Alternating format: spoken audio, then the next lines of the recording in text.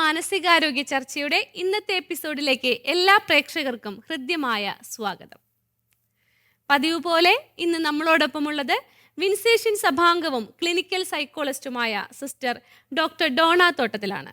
സിസ്റ്ററെ ഈ പ്രോഗ്രാമിലേക്ക് സ്വാഗതം ചെയ്യാം. സ്വാഗതം സിസ്റ്റർ. സിസ്റ്റർ, ഈ അമിതമായ വൃത്തി, അമിതമായ ഉത്കണ്ഠ, ഓവർ തിങ്കിങ്, ഇതൊരു മാനസികാരോഗ്യ പ്രശ്നമല്ലേ? ഇതിനെക്കുറിച്ചൊന്ന് വിവരിക്കാമോ? തീർച്ചയായിട്ടും എനിക്ക് തോന്നുന്നത് ഇന്നത്തെ കാലഘട്ടത്തിൽ ഒരാൾക്കൊരു ചിന്ത വന്നു, ആ ചിന്ത തന്നെ ഒരു പ്രാവശ്യം കൂടി വരികയാണ് എങ്കിൽ അവരാദ്യം പറയുന്ന കാര്യം, സിസ്റ്റർ എനിക്ക് OCD ഉണ്ടെന്നാണ്.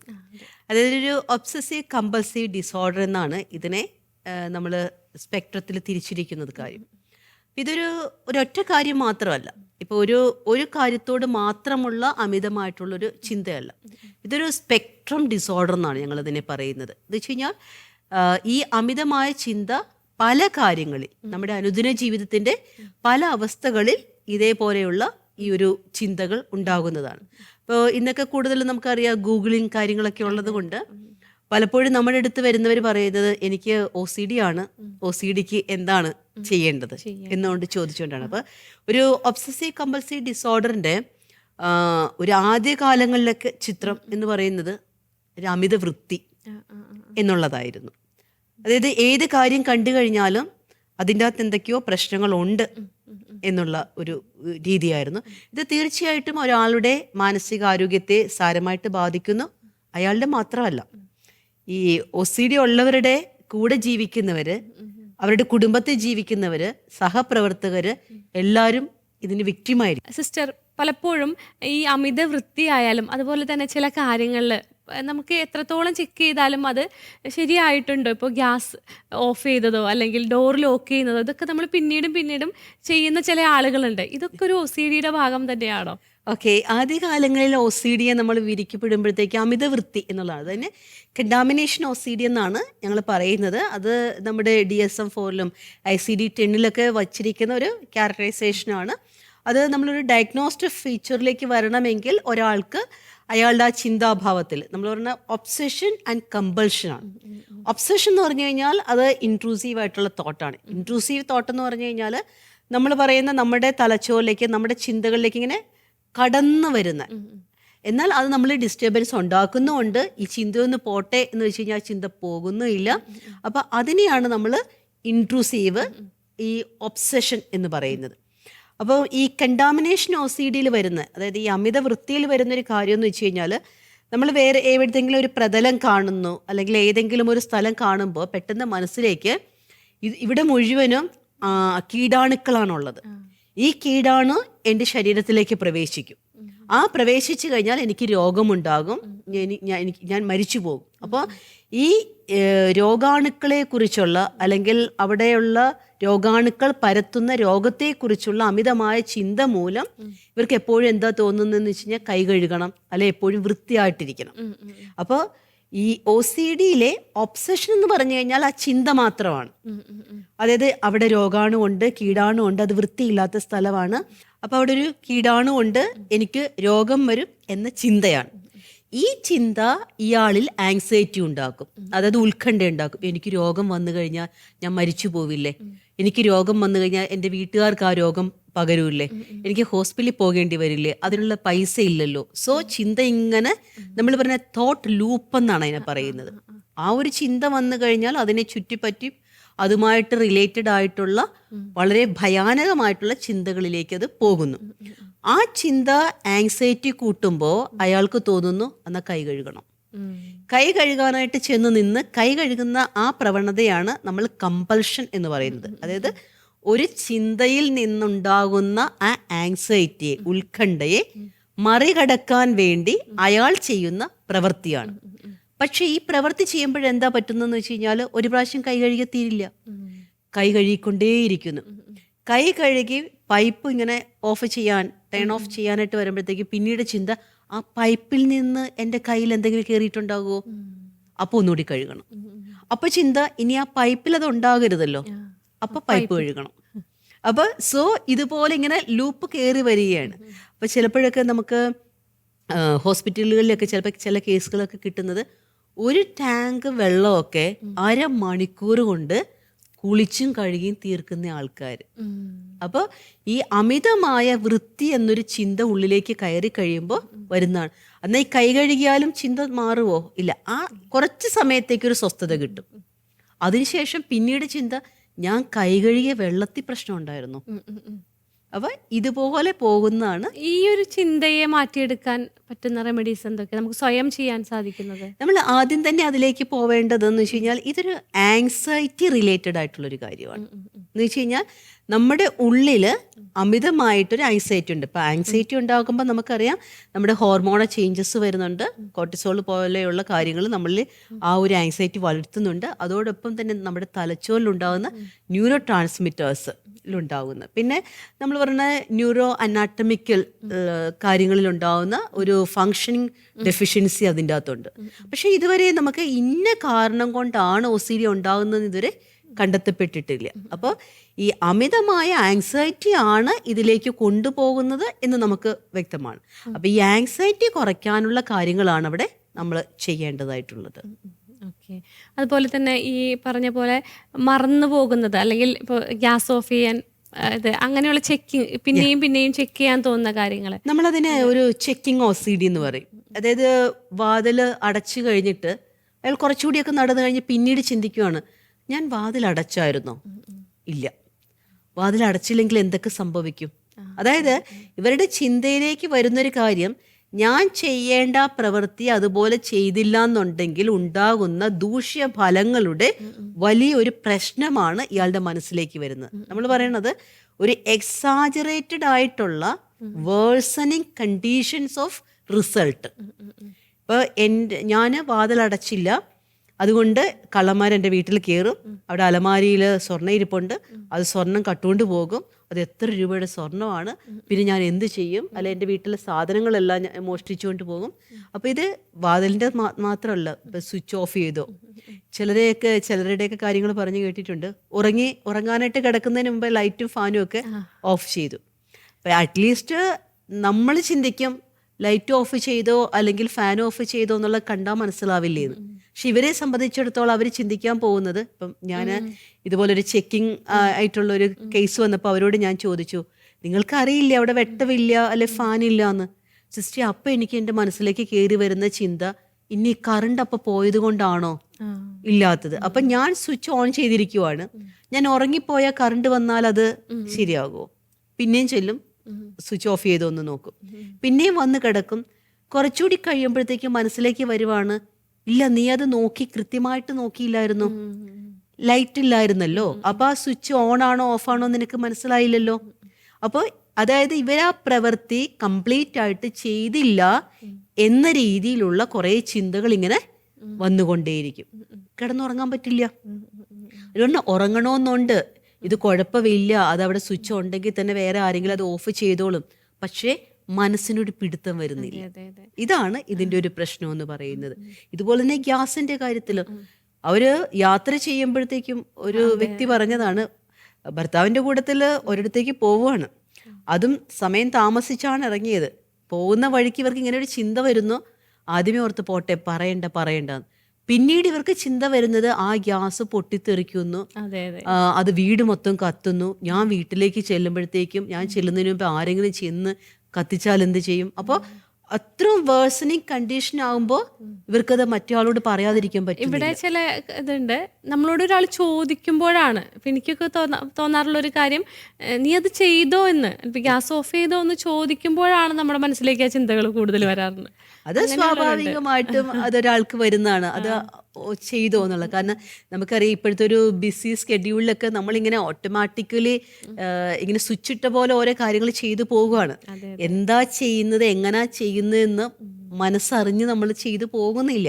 അതും ഈ OCD പോലെയുള്ള കാര്യങ്ങൾ കൂടാനായിട്ടുള്ള ഒരു പ്രധാനപ്പെട്ട കാരണമായിട്ട്. പിന്നെ കുടുംബത്തിലെ ഏറ്റവും വലിയൊരു പ്രശ്നമായിട്ട് വരുന്നൊരു കാര്യം, ഏതെങ്കിലും ഒരാൾക്ക് എല്ലാം ഓർഡർ ആക്കി വെക്കണം എന്നുള്ളൊരു തോന്നലുള്ളത്. ഇന്ന സാധനങ്ങൾ ചെറിയൊരു ചീർപ്പായാലും അത് എടുത്തോടുത്ത് ഇരുന്നില്ലെങ്കിൽ അയാൾ വളരെയധികം ദേഷ്യം വരുന്നതും പ്രശ്നം ഉണ്ടാക്കുന്നതും കണ്ടിട്ടുണ്ട്.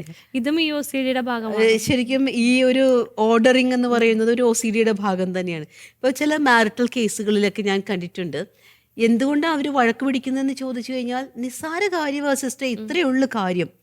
അപ്പം ഇപ്പം വൈഫാണെങ്കിലും പറയുന്നത് സിസ്റ്റർ ആ ഒരു പേപ്പർ എടുത്താൽ അത് ഇങ്ങനെ വെച്ചുകൂടെ. അപ്പോൾ ഹസ്ബൻഡ് പറയണ സിസ്റ്റർ ഞാൻ അതവിടെ കൊണ്ട് വച്ചു, പക്ഷെ അവള് വച്ചിരുന്ന പോലെ തന്നെ വെച്ചില്ല. അപ്പൊ പുള്ളി പറയുന്ന ഒരു കാര്യം, ഞാൻ ആ പേപ്പർ അങ്ങനെ വെച്ചേക്കുന്നത് കുട്ടികൾ വന്ന് വലിച്ചാൽ പെട്ടെന്ന് പോരില്ല, അല്ലെങ്കിൽ അവിടെ കൊണ്ടൊരു ഗ്ലാസ് വെള്ളം വെച്ചാൽ അത് നനയില്ല. അപ്പൊ ആ ഒരു കാൽക്കുലേഷനിലാണ് ഞാൻ അവിടെ വെച്ചിരിക്കുന്നത്. അപ്പൊ അതുകൊണ്ട് പറ്റില്ല. അപ്പൊ ഇതുപോലെ തന്നെ ഞാൻ ഓർക്കുകയാണ്, ഒരു ടീച്ചറിന്റെ പ്രശ്നം എന്ന് വെച്ചാൽ കുട്ടികൾ അസൈൻമെന്റ് കൊണ്ട് കൊടുക്കുമ്പോഴത്തേക്കും മാറ്റർ ആദ്യം നോക്കുന്നതിന് മുൻപേ തന്നെ ടീച്ചർ നോക്കും ഇത് ഓഡ് നമ്പർ ആണോ ഈവൻ നമ്പർ ആണോ പേപ്പേഴ്സ്, ഇനി മാർജിൻ ഇട്ടേക്കണ എല്ലായിടത്തും സെയിം ആണോ. അതായത് ഒരു കൃത്യം ഓർഡർ പാറ്റേണിൽ പോയാലേ ടീച്ചറിന് ആ പേപ്പർ എടുത്ത് നോക്കാൻ പറ്റുള്ളൂ. അപ്പോൾ ഇത് മനസ്സിന് കൊടുക്കുന്ന ഒരു ഓർഡറിങ് ആണ്. ആ ഓർഡർ ഇല്ലാന്നുണ്ടെങ്കിൽ മറ്റെന്തോ സംഭവിക്കും എന്നൊരു ചിന്തയാണ്. അപ്പൊ അതുകൊണ്ട് ചില സമയങ്ങളിലൊക്കെ ടീച്ചർ പറഞ്ഞിട്ടുണ്ട്, ഞാൻ ആ പേപ്പർ തിരിച്ചാ കുട്ടിക്ക് കൊടുത്തിട്ട് പറയും അതൊന്നുകൂടി തിരിച്ചെഴുതിയിട്ട് കൊണ്ടുവരാൻ. അപ്പൊ നമ്മുടെ ഈ ഒരു പ്രശ്നത്തെ നമ്മൾ മറ്റുള്ളവരേക്ക് അടിച്ചേൽപ്പിക്കുന്ന ഒരു അവസ്ഥയും ഇല്ലേ ഇതില്? അതാണ് ഈ OCDയുടെ ഏറ്റവും വലിയ പ്രശ്നം എന്ന് പറഞ്ഞു കഴിഞ്ഞാൽ, ഇപ്പൊ അവനവൻ തന്നെ, ഇപ്പൊ അമിത വൃത്തിയാണെങ്കിലും അവനവൻ തന്നെ വൃത്തിയാക്കാനും കൈ കഴുകാനും ഒക്കെ നോക്കുന്നു. അല്ല ഞാൻ ചെന്ന് ഗ്യാസ് ഓഫ് ചെയ്തോന്ന് നോക്കുന്നു, അല്ലെ സ്വിച്ച് ഓഫ് ചെയ്തോന്ന് നോക്കുന്നു, ഡോറ് ലോക്ക് ചെയ്തോന്ന് നോക്കുന്നു, അല്ലെങ്കിൽ ഓർഡറിങ് ആണെങ്കിൽ കൃത്യമായിട്ട് അത് വെച്ച് പോകുന്നു. പക്ഷേ ഇതിൻ്റെ ഒരു സെക്കൻഡ് ഫേസ് എന്ന് പറയുന്നത് വേറൊരാൾ ഒരു സെക്കൻഡ് പേഴ്സണിലേക്ക് ആൻഡ് തേർഡ് പേഴ്സണിലേക്ക് അത് മാറുകയാണ്. ഇപ്പം ചില കുട്ടികളൊക്കെ സ്കൂളിൽ നിന്ന് വന്നു കഴിഞ്ഞാൽ സ്കൂൾ ബാഗ് മുതൽ കഴുകിയിട്ട് അകത്ത് കയറ്റുന്ന ചില പാരൻസിനെ എന്ന് വെച്ചാൽ OCDയുടെ ഒരു വേഴ്സണിങ് കണ്ടീഷനാണ്. ഇപ്പം ഈ ഒബ്സഷനും കമ്പൾഷനും അതിൻ്റെ കൂടെ കുറച്ച് സൈക്കോട്ടിക് ഫീച്ചേഴ്സും കൂടി ഉണ്ടെങ്കിൽ ഇതുപോലെ ഇങ്ങനത്തെ ഒരു ഇതുണ്ടെന്ന് നമ്മൾ മനസ്സിലാക്കാന്നുള്ളതാണല്ലേ ഇതിലൊരു. ഇതിൻ്റെ അകത്ത് ഈ OCDയും അല്ലെങ്കിൽ സൈക്കോട്ടിക് ഫീച്ചറും തമ്മിലുള്ള വ്യത്യാസം എന്ന് പറഞ്ഞു കഴിഞ്ഞാൽ, OCDയിൽ ഇവർക്ക് അറിയാം എനിക്ക് ഈ ഒരു പ്രശ്നമുണ്ട്, അല്ലെങ്കിൽ എനിക്ക് ആ ആൻസൈറ്റി അനുഭവിക്കാൻ സാധിക്കുന്നുണ്ട്, ഇതിങ്ങനെ ഇരിക്കുന്നത് കൊണ്ടാണ് എനിക്ക് ദേഷ്യം വരുന്നത്, അല്ലെങ്കിൽ ഞാൻ ഒരു സാധനം ഒരിടത്ത് വച്ചു അത് കാണാത്തത് കൊണ്ടാണ് ഞാൻ ഈ ദേഷ്യപ്പെടുന്നത് എന്ന് മനസ്സിലാക്കാൻ പറ്റും. ഈ OCDയുടെ പോലെ തന്നെ ഒരു OCPD ഉണ്ട്. അതായത് obsessive compulsive personality disorder, anankastic personality disorder എന്നും പറയും. ഈ പേഴ്സണാലിറ്റി ഡിസോർഡർ ഉള്ളവരെ സംബന്ധിച്ചിടത്തോളം അവർക്ക് തന്നെ മനസ്സിലാകുന്നില്ല ഞാൻ ഇത്രമാത്രം ഇങ്ങനെ എല്ലാ കാര്യങ്ങളും അറേഞ്ച് ചെയ്യാൻ അല്ല അമിത വൃത്തി കാണിക്കുന്നുണ്ടെന്ന്. അവർ പറയണത് ജീവിക്കാൻ ഇത്ര വൃത്തി വേണ്ടേ, അളിച്ചുവാരി ഇട്ടാ മതിയോ, വലിച്ചെറിഞ്ഞാൽ മതിയോ, കാര്യങ്ങൾ സൂക്ഷിക്കാതിരുന്നാൽ മതിയോ. അപ്പൊ ഈ OCPDയിൽ അവർക്കൊരു ഇൻസൈറ്റ് ഉണ്ടാവില്ല. ബിക്കോസ് അത് അവരുടെ പേഴ്സണാലിറ്റിയിൽ അലിഞ്ഞു ചേർന്ന കാര്യമാണ്. ഇപ്പൊ ചിലപ്പോൾ ചിലര് പറയത്തില്ല കുടുംബത്ത്, ഓ അങ്ങനെ ഉണ്ടെങ്കിൽ ഇവിടെ ജീവിക്കാൻ പറ്റുകയില്ല. പക്ഷെ എന്നാ പറഞ്ഞു കൊടുത്ത അയാൾ പറയണത് ഇങ്ങനെ വേണം ജീവിക്കാനായിട്ട്, എന്നാലും ഒരു ഓർഡർ ഉണ്ടാവുള്ളൂ. പക്ഷെ OCDയിൽ അവർക്കറിയാം ഇങ്ങനെ ചെയ്തില്ല എന്നുണ്ടെങ്കിൽ എനിക്ക് ബുദ്ധിമുട്ടുണ്ടാവുന്നു, ആങ്സൈറ്റി കൂടുന്നു. ഈവൻ OCDയിലെ ആങ്സൈറ്റി കൂടി ഫെയിൻറ്റിംഗ് ആയി തലകറങ്ങി വീണ ചില കേസുകൾ ഞാൻ കണ്ടിട്ടുണ്ട്.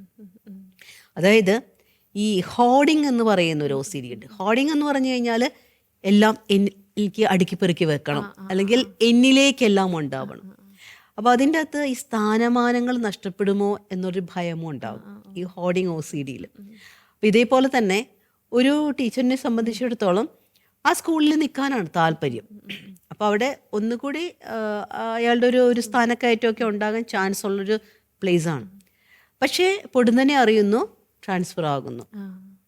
അപ്പോൾ പുള്ളിക്കുണ്ടാകുന്ന ആ മാനസിക സംഘർഷം എന്ന് പറയുന്നത് എൻ്റെയാണ്, ഇതെവിടെയാണ്, ഇവിടെ നിന്ന് പോകാൻ പറ്റത്തില്ല, ആ ഒരു സിറ്റുവേഷനിൽ നിന്ന് അല്ലെങ്കിൽ ആ ഒരു സ്ഥാനമാനത്തിൽ നിന്ന് പുള്ളിക്ക് കിട്ടുന്ന ആ പദവിയിൽ നിന്ന് മാറാൻ പറ്റാത്ത ഒരു അവസ്ഥ. ഇതും ഒരു OCD ആണ്. ഇപ്പോൾ നമ്മൾ ആദ്യകാലങ്ങളിലൊക്കെ OCD എന്ന് പറയുമ്പോഴത്തേക്ക് ഇച്ചിരി വൃത്തിയും മെനയൊക്കെ ഉള്ളവരെ നമ്മൾ പറയാം ഇവൻ OCD ആന്ന് പറയും. സിസ്റ്റർ, ഈ അമിതമായിട്ടുള്ള ചില ചിന്തകളുണ്ടല്ലോ, ഇപ്പം ഞാൻ മറ്റുള്ളവർക്ക് ഉപദ്രവം ചെയ്തോ, അല്ലെങ്കിൽ ഞാൻ ഇപ്പൊ അടുത്ത് മരിക്കോ, ഇങ്ങനെയുള്ള ചിന്തകൾ, അതും ഈ OCDയും തമ്മിൽ ബന്ധമുണ്ടോ? ഒരു ഇൻട്രസീവ് തോട്ടാണ് whether I did any harm to others. അതായത് ഇപ്പോൾ ഒരാൾ റോഡിൽ ഒരു വാഹനാപകടം ഉണ്ടായി, അയാളിങ്ങനെ ചോര വാർന്ന് കിടക്കുവാണ്. അപ്പം ഇതേപോലെ intrusive thought about harm behaviour ഉള്ളവരെ സംബന്ധിച്ചിടത്തോളം അവർ ചിന്തിച്ചു പോകുവാണ്, ഞാനാണോ ഇത് ചെയ്തേക്കുന്നത്, ഞാൻ മൂലമാണോ ഇയാൾക്ക് ഈ ആക്സിഡന്റ് ഉണ്ടായത്. അതായത് എൻ്റെ ചിന്തയോ എൻ്റെ പ്രവൃത്തിയോ വേറൊരാൾക്ക് ഒരു പ്രശ്നം ഉണ്ടായിട്ടുണ്ടോ, ഞാൻ എന്തെങ്കിലും ഹാം അവർക്ക് ചെയ്തു പോയോ. ഇപ്പം ചിലരെയൊക്കെ സംബന്ധിച്ചിടത്തോളം വീട്ടിലൊക്കെ ഇപ്പോൾ എന്തെങ്കിലും കത്തിയോ അല്ലെ മാരകായുധങ്ങളോ അല്ലെ മൂർച്ചയുള്ള എന്തെങ്കിലുമൊക്കെ കാണും, അവർക്ക് അതിൻ്റെ അടുത്തേക്ക് പോകാൻ പേടിയാണ്. കാരണം അവരുടെ വിചാരം ഞാൻ ചിലപ്പോൾ ഇതെടുത്ത് മറ്റുള്ളവരെ കുത്തുമായിരിക്കും. അല്ലെങ്കിൽ ഒരു കുട്ടി കരയുമ്പോൾ ഇവർക്ക് പെട്ടെന്ന് ചിന്ത, ഞാനിനി കുട്ടിയെ തല്ലിയിട്ടാണോ പിച്ചിയിട്ടാണോ. പക്ഷെ അവർക്കറിയാം ഒന്നും ചെയ്തിട്ടില്ല, പക്ഷെ ഈ ചിന്ത അവരിൽ നിന്ന് പോകുന്നില്ല. അപ്പോൾ അത് നമ്മൾ പറയണ ഒരു ഹാംഫുൾ OCD തോട്ട്സ് ആണ്. പക്ഷെ ഞാൻ മൂലം വേറൊരാൾക്കൊരു പ്രശ്നം വരുത്തി, അതുകൊണ്ട് ഇവർക്ക് ഇങ്ങനെയുള്ള കാര്യങ്ങളുടെ അടുത്തേക്ക് പോകാനൊക്കെ ഭയങ്കര പേടിയാണ്. അതും ഇപ്പോൾ OCD-യിൽ ബന്ധപ്പെട്ട കാര്യമാണ്. ഇപ്പൊ നമുക്ക് കിട്ടിയേക്കുന്ന ചില കേസുകളിലൊക്കെ ഒരു 25 വയസ്സ് പ്രായമുള്ളൊരു യുവാവാണ്. അവൻ പറയുന്ന, അവൻ പഠിച്ചു കഴിഞ്ഞ് തിരിച്ച് വീട്ടിൽ വന്നു കഴിഞ്ഞിട്ട് വീട്ടിൽ നിന്ന് ബാക്കി മൂർച്ചയുള്ള കാര്യങ്ങൾ, ചുറ്റിക, ഇതെല്ലാം കൊണ്ട് അവൻ അമ്മയോട് പറഞ്ഞു കൊണ്ട് സ്റ്റോർ റൂമിൽ ഇടണം, വെക്കാൻ പറ്റത്തില്ല.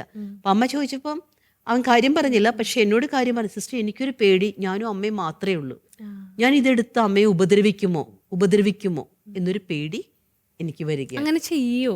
ആ ഒരു ഇതിലേക്ക് വരുമോ? ആ സ്റ്റേജിലേക്ക് ചെയ്യില്ല. ഇവർക്ക് പേടിയാണ്. ഇതുണ്ടെങ്കിൽ ഇത് ചെയ്യാനുള്ളൊരു ടെൻഡൻസി എനിക്ക് വരുന്നു, ചെയ്യണമെന്ന് എൻ്റെ ഉള്ളിൽ ഒരു ചിന്ത വരുന്നു, പിന്നെ അതിനുശേഷം ഞാൻ ചെയ്തോ എന്നൊരു പേടി വരുന്നു. അപ്പോൾ അത് നമ്മൾ ഈ പറയുന്ന പോലെ ഒരു ഹാംഫുൾ ആയിട്ടുള്ളൊരു OCD-യുടെ ഭാഗമാണ്. ഇതോടൊപ്പം തന്നെ വേറൊരു തരത്തിലുള്ളൊരു OCD ഉണ്ട്. ഞാൻ വേറൊരാളെ സെക്ഷുവലി അബ്യൂസ് ചെയ്തു. ഇപ്പോൾ നമുക്ക് ഒരു കേസിൽ ഒരു വിവാഹിതയായൊരു സ്ത്രീയാണ്, ഒരു അമ്മയാണ്. അമ്മയുടെ വിചാരം ആ വീട്ടിലുള്ള മറ്റു മുതിർന്നവരുണ്ട്, ഫാദർ ഇൻ ലോയുണ്ട്, അതുപോലെ തന്നെ ബ്രദർ ഇൻ ലോയുണ്ട്. അവര് എന്നെ വന്ന്, അതായത് അവരെ വന്ന് സെക്ഷുവലി എന്തെങ്കിലും അബ്യൂസ് ചെയ്തിട്ടുണ്ടോ, ഇനി ഇവര് ആ ഒരു രീതിയിൽ അവരെ അപ്രോച്ച് ചെയ്തോ.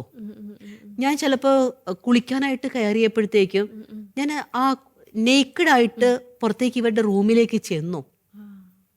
പക്ഷെ അവർക്കറിയാം അവർ കുറ്റിയിട്ടിട്ടാണ്, കുറ്റി തുറന്നതായിട്ട് എനിക്ക് തോന്നുന്നില്ല, തോന്നലാണ്. അതായത് നമ്മുടെ ആ തലച്ചോറിന്റെ പ്രവർത്തനമാണത്. ഇപ്പൊ ഈ ഹിപ്പോകാമ്പസ് പോലെയുള്ള തലച്ചോറിന്റെ ഏരിയകളാണ് നമുക്ക് ഇപ്പൊ നടക്കുന്ന ഞാൻ എന്ത് കാര്യമാണ് ചെയ്യുന്നതെന്നുള്ളതിന്റെ ആ ഒരു ഇൻസൈറ്റ് നമുക്ക് തരുന്നത്. അപ്പോൾ നമ്മളൊന്ന് ഓർത്ത് നോക്കിക്കേ, നമ്മുടെ തലച്ചോറിൽ ഇപ്പോഴെന്താണ് ഞാൻ ചെയ്യുന്നത്, എന്ത് ചെയ്തുകൊണ്ടിരിക്കുന്നു എന്നൊരു കാര്യം വേഗമായിട്ടുള്ളൊരു ക്ലിയറൻസേ നമുക്ക് തരുന്നുള്ളെങ്കിലോ.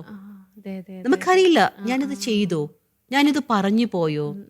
ചിലർക്കുണ്ട് ഞാൻ ചീത്ത പറഞ്ഞു പോയോ, അല്ലെങ്കിൽ ഞാൻ ചീത്ത പറയുമോ എന്നൊരു ചിന്ത. ഇതുമെല്ലാം ഇതേപോലെയുള്ള ഇൻട്രൂസീവ് ആയിട്ടുള്ള ഒരു തോട്ട് പ്രോസസ്സിംഗ് ആണ്. ഇപ്പോൾ ചില കേസുകളിൽ എൻ്റെ ഒരു സുഹൃത്ത് പറഞ്ഞൊരു കാര്യമാണ്, ആ ഒരു ക്ലയൻറ്റ് പുറത്തേക്ക് പോകുന്നൊരു സമയത്ത് കർച്ചീഫ് കൊണ്ടിങ്ങനെ വായി മൂടിക്കൊണ്ട് പോകും. അപ്പം ഇങ്ങനെ മൂടിക്കൊണ്ട് പോകുന്നത് കണ്ടുകൊണ്ടാണ് അടുത്തിരിക്കുന്നവർ ചോദിച്ചവരുടെ റിലേറ്റീവ് ചോദിച്ചത്, നീ എന്താ അങ്ങനെ ചെയ്തോണ്ട്, നീ എപ്പോൾ നോക്കിയാലും ഇതുപോലെയാണല്ലോ എന്ന്. പക്ഷെ ഇവർക്ക് പറയാനായിട്ട് പേടി. അങ്ങനെ അതിനുശേഷം ഇവർ വെളിപ്പെടുത്തിയതാണ്, എനിക്കൊരു പേടിയാണ്, ഞാൻ എൻ്റെ മനസ്സിൽ കുറേ ചീത്ത വാക്കുകൾ വരുന്നുണ്ട്, ഇതൊക്കെ ഞാൻ അറിയാതെ പറഞ്ഞു പോകുമോ എന്നുള്ള. അപ്പം ഇതും ഒരു തരം OCD ആണ്. പിന്നെ ഇതേപോലെ തന്നെ നമുക്ക് വരുന്നൊരു കാര്യമാണ് എക്സിസ്റ്റൻഷ്യൽ OCD.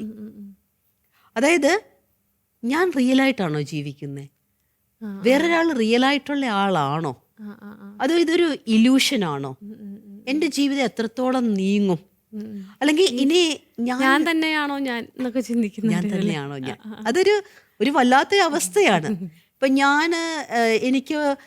ഞാൻ മനസ്സിലാക്കുന്ന രീതിയിൽ തന്നെയാണോ ഞാൻ ഈ പറയുന്നതും, അല്ലെങ്കിൽ ഞാനാണോ ഇതൊക്കെ അനുഭവിക്കുന്നത്.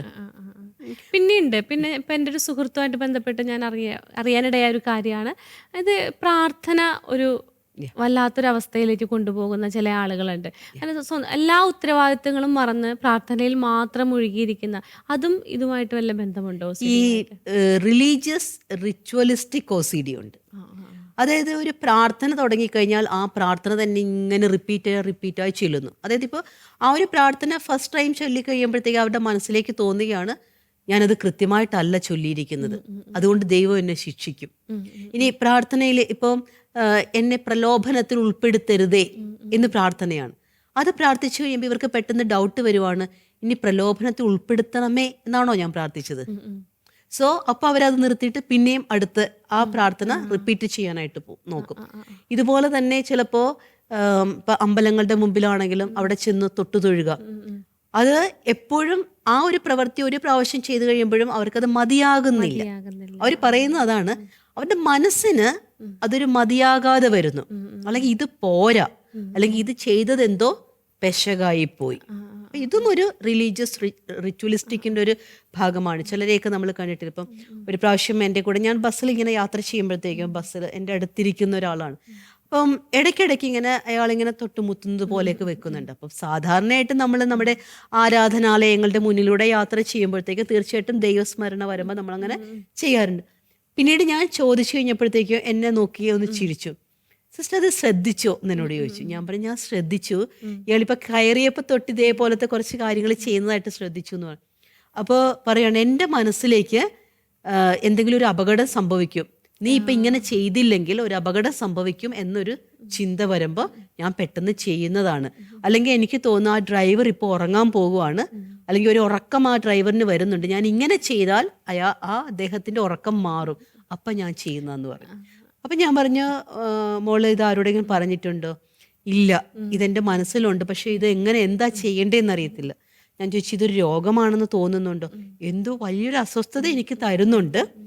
ഞാനായിട്ട് പറഞ്ഞു കൊടുത്തു. അതിനുശേഷം ഒരു പ്രൊഫഷണൽ ഹെൽപ്പ് തേടുകയാണ് ചെയ്തത്. ഈ റിലേഷൻഷിപ്പ് OCD എന്ന് കേട്ടിട്ടുണ്ട്, അതെന്താണ്?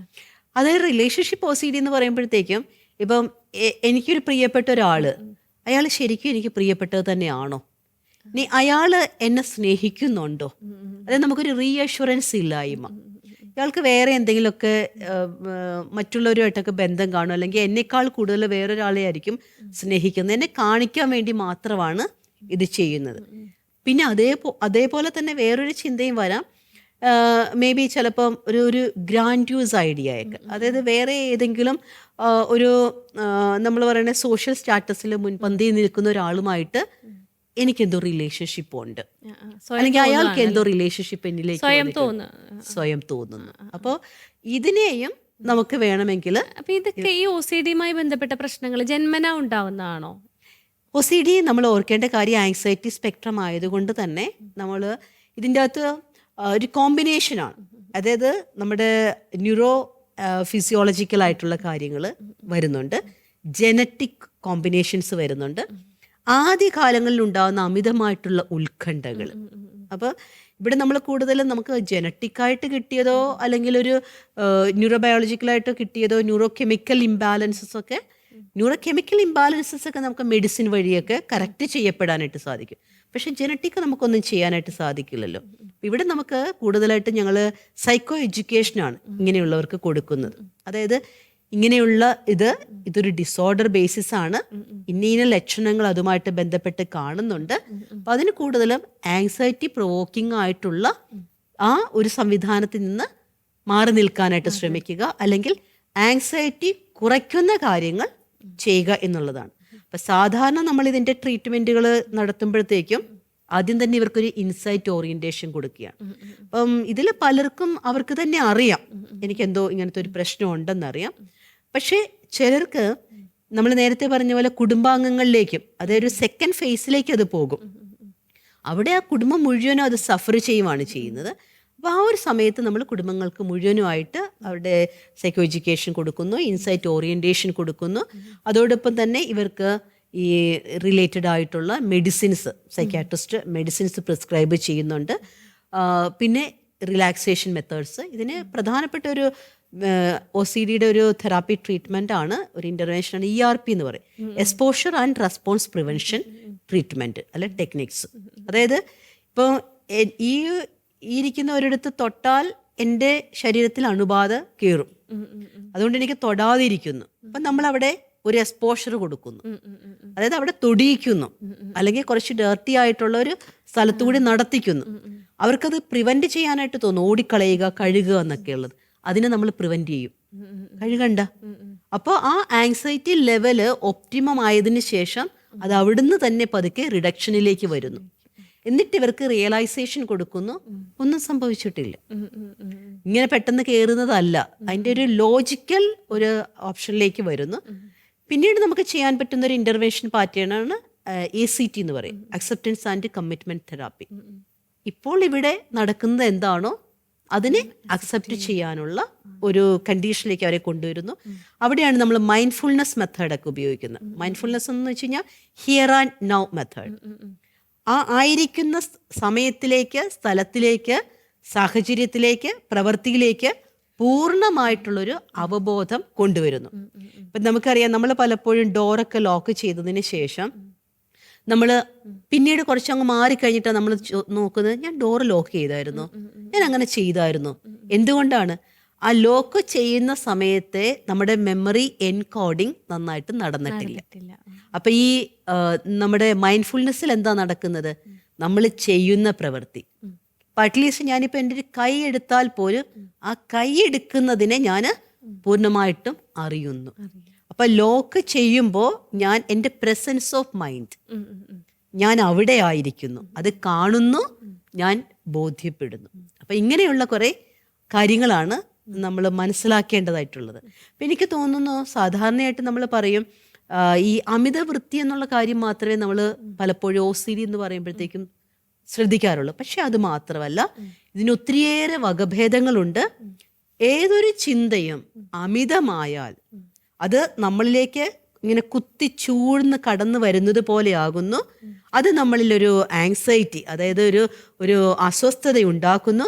ആ അസ്വസ്ഥത മാറാനായിട്ട് നമ്മളൊരു പ്രവൃത്തി ചെയ്യുന്നു, ആ പ്രവൃത്തിക്കും അസ്വസ്ഥതയെ മാറ്റാനായിട്ട് സാധിക്കുന്നില്ല. ഇതെല്ലാം നമ്മുടെ അനുദിന ജീവിതത്തെ സാരമായിട്ട് ബാധിക്കുന്നുണ്ട് എങ്കിൽ ഒരു പ്രൊഫഷണൽ ഹെൽപ്പ് ഇതിന് ഏറ്റവും ആവശ്യമാണ്.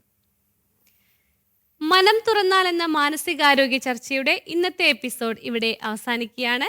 ചർച്ചയിൽ പങ്കെടുത്ത സിസ്റ്റർ ഡോക്ടർ ഡോണ തോട്ടത്തിലിന് ഏറെ സ്നേഹത്തോടെ നന്ദി അറിയിക്കുന്നു. നന്ദി സിസ്റ്റർ.